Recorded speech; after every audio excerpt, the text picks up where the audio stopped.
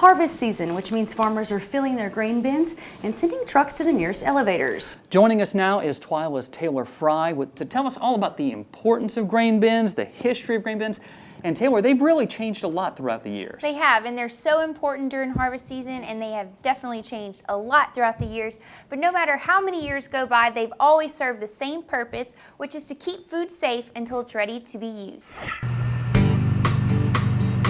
As the combines roll in, all of this grain needs to go somewhere. And if the grain doesn't get sold and shipped right away, chances are it's going to land in a bin like this one.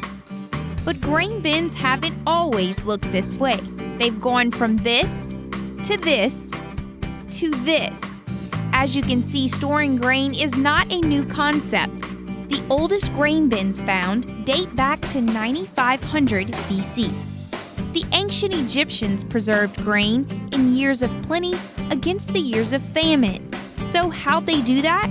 They built mud brick walled enclosures to store their grain. And in order to get the grain inside, the workers had to climb stairs to a small window near the top and pour it in.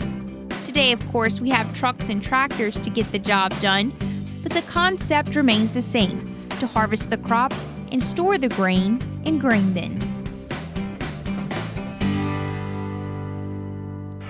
And even with all the benefits of having a grain bin on your farm, some farmers choose not to have them because of the cost to build and maintain them.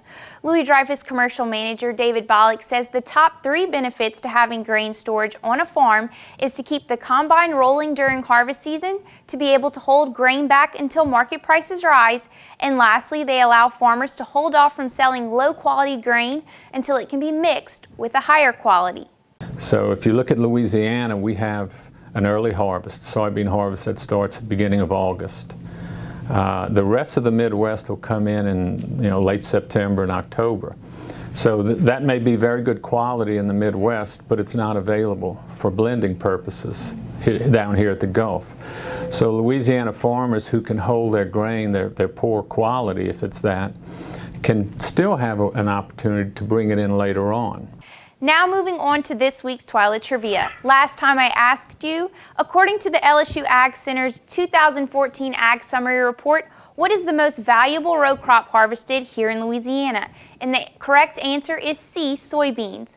This week's question is, what is the top export destination for Louisiana ag products? Is it A, China, B, Canada, or C, Mexico? To enter this week's Twyla Trivia contest, just log on to your Facebook or Twitter account and post your answer with the hashtag Twyla Trivia. Or you can always submit your answer on our website at twylatv.org. And still to come on Twyla, what do the Crescent City, Cotton, and Neal Molossaw have in common? Find out next on The Bottom Line. Stay with us.